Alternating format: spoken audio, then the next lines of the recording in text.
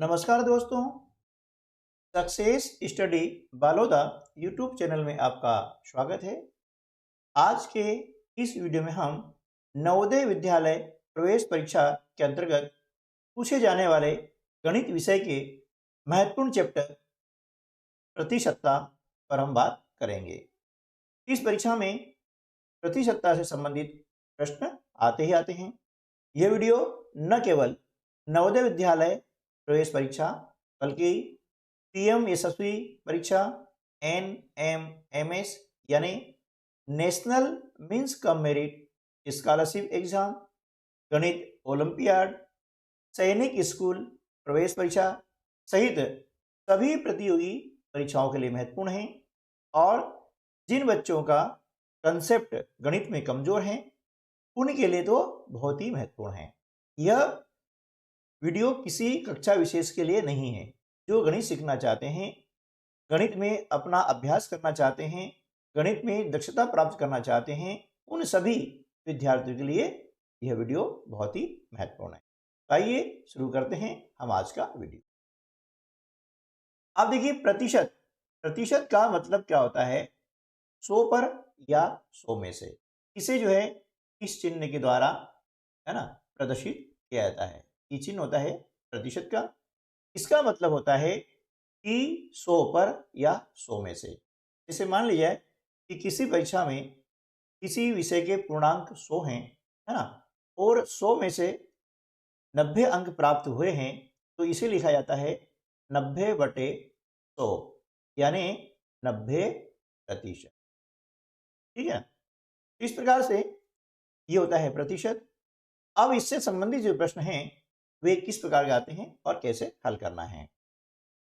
पहला प्रश्न है, 400 रुपए के 35% से 240 का 80% कितना अधिक है? 80% of ₹240 is how much more than 35% of ₹400? तो क्या करेंगे? सबसे पहले हम क्या करेंगे, 400 का निकालते हैं 35%। का मतलब गुणा होता है। तो देखिए, 400 का मीन्स गुणा, 35% का मतलब होता है 35/100। ठीक है ना। अब लास्ट में शून्य है, इस शून्य से हम इसको कैंसिल कर देते हैं। अब क्या बचेगा? 35 गुणा 4। जब 35 में हम 4 का गुणा करते हैं कितना आता है? 100। अब हम निकालते हैं 240 का मतलब गुणा 80% का मतलब होता है 80/100। ठीक है ना, इसका लिख सकते हैं। अब ये शून्य से ये शून्य काट दिए हमने, इस शून्य से इस शून्य काट दिया। अब इनका हम गुणा कर देंगे 8 का 24 में। 8 चौके 32 के 2 हासिल के 3, 8 दूनी 16 और 3 19, ये हो गया 192। ठीक है ना, ये कितना हुआ? 140। अब पूछा है कितना अधिक है ना। अब अधिक है यानी बड़ी संख्या में से हम छोटी संख्या को घटा देते हैं प्रकार से, है ना। तो यहां पर हमें मिल जाएगा कितना अधिक है। हम देख रहे हैं कि यहां पर 52 रुपए जो है वो है, यानी option A is correct answer of this question. Option A जो है इस प्रश्न का सही उत्तर होगा। क्लियर? चलिए नेक्स्ट क्वेश्चन। इसी प्रकार के और वीडियो आप देखना चाहते हैं, गणित के प्रश्नों को हल करना चाहते हैं, तो हमारे चैनल पर प्ले लिस्ट में जाकर के नवोदय परीक्षा से संबंधित NMMS परीक्षा के गणित के प्रश्न और विगत वर्षों में पूछे गए प्रश्नों के हल, साथ ही प्रतियोगी परीक्षाओं के लिए भी गणित के बहुत सारे प्रश्न अवेलेबल हैं, जिनको आप देखें, सीखें और इन परीक्षाओं में सफलता अर्जित करें। 80% यानी 80% को भिन्न के रूप में निम्न प्रकार से लिखा जा सकता है। 80% can be return in fraction form as. देखिए, 80% का मतलब क्या होता है? 80% का मतलब क्या होता है? 80/100। ठीक है, 80/100। अब देखिए यहां पर 80/100 है क्या? नहीं है। तो फिर क्या करेंगे? जो लास्ट में शून्य इनको हम कैंसिल कर देते हैं। ये हो जाता है 8/, ठीक है ना। हम देख रहे हैं कि यहाँ 8/10 है, तो ऑप्शन ए हमारा सही उत्तर जाएगा। इसको और भी छोटा किया जा सकता है ना, परीक्षा में आ सकता है। जैसे 2 से हमने इसको डिवाइड किया, 2 चौके 8 और 2 पंजे, तो इसका रूप जो है 4/5, ये भी होता है, ये भी ऑप्शन में आ सकता है। इसका पूरा हमें याद होना चाहिए, ठीक है ना। और इसे दशमलव में कन्वर्ट करेंगे तो 4 में 5 का भाग लगाते हैं तो 0.8 आता है, ठीक है ना। ये सारी जो प्रोसेस है हमको यहाँ तक याद होनी चाहिए, ताकि परीक्षा में किसी प्रकार से प्रश्न पूछा जाए तो हम उसका आंसर कर सकें। नेक्स्ट क्वेश्चन है 4.4% निम्न में से किसका समतुल्य है? 4.4% is equivalent to which of the following? अब देखिए 4.4%, इसका मतलब क्या हो गया?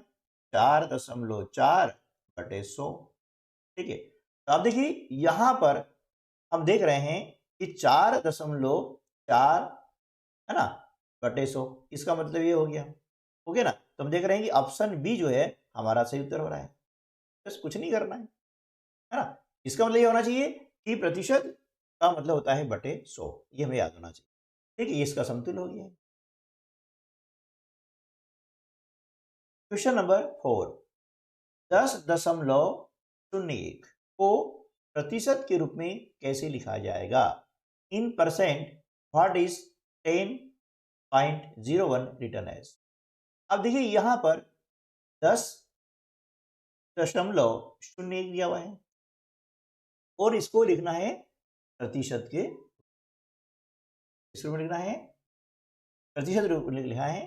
तो जब भी किसी भिन्न को, ध्यान रखिएगा, चाहे वो साधारण भिन्न हो चाहे वह दशमलव भिन्न हो, जब भी किसी भिन्न को हम लिखते हैं प्रतिशत में, उसमें 100 का गुणा किया जाता है ना। क्या किया जाता है इसमें? 100 का गुणा। जब 100 का गुणा कर रहे हैं तो इस प्रकार से ये संख्या आ जाती है। फिर दशमलव के दाहिनी ओर देखते हैं कि कितने अंक हैं। तो हम यहाँ देख रहे हैं कि दशमलव के दाहिनी ओर 2 अंक हैं, 0 और 1। तो दाहिनी ओर से 2 अंक छोड़ के हम लगा देते हैं।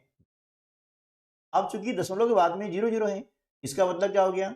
1001 प्रति, ठीक है ना, ये इसका आंसर हो जाए 1001%। ये कहाँ आ रहा है? ऑप्शन सी में आ रहा है। देखिए 1001, यानी ऑप्शन सी जो है हमारा सही उत्तर होगा। क्लियर? समझ रहा ना? वीडियो अच्छा लगा है तो लाइक जरूर कर दीजिएगा, आप लाइक करना भूल जाते हैं, और अपने अन्य दोस्तों को भी शेयर कर दीजिएगा ताकि वे भी गणित में अपनी शुद्धता स्थापित कर सकें। क्वेश्चन नंबर 5, 2000 रुपए का 7.5% क्या होगा? What would be 7.5% of rupees? ठीक है ना। देखिए 2000 का मतलब होता है गुणा, 7.5% का मतलब होता है 7.5/100, ठीक। अब दशमलव के बाद में एक अंक है, दशमलव हटा करके हम नीचे शून्य लगा देते हैं, अब ये हो गया 75, ठीक है। अब इसके लास्ट में 3 शून्य है, यहाँ भी 3 शून्य है, ले आती है। अब क्या बचा? 2 × 75 यानी 75, है ना। अब 75 को हम 2 से मल्टीप्लाई करते हैं, क्या आता है? 150, यानी 150। अब 150 कहाँ है? ऑप्शन सी में है, ठीक है ना। क्योंकि 150 को हम इस प्रकार भी लिखेंगे, दशमलव लगा के 000, तो भी इसका और इसका मतलब दोनों का एक ही होता है, इसलिए ऑप्शन सी जो है हमारा उत्तर हो जाएगा। और इसलिए दिया जाता है कि ताकि आप इस रूप को और इस रूप को समझ सकें कि दोनों जो फॉर्म है वो सेम है, चाहे हम ऐसा लिखें चाहे फिर इस प्रकार से लिखें, ठीक है ना। ये हमें याद होना चाहिए। नेक्स्ट क्वेश्चन है 5000 रुपए का 4500 रुपए कितने प्रतिशत है?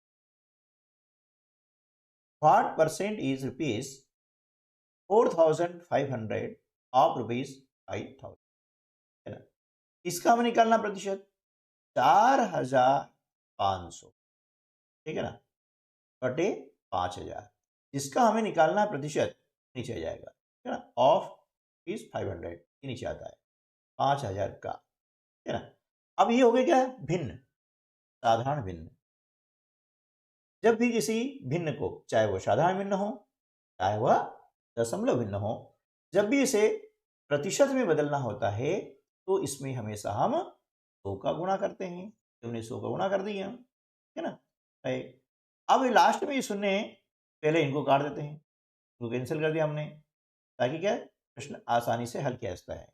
अब 5 बचा, 5 से हमने डिवाइड किया 45 को, तो 9 बार डिवाइड होता है, हुआ करता है, शून्य शून्य आ गया। ये कितना हो गया?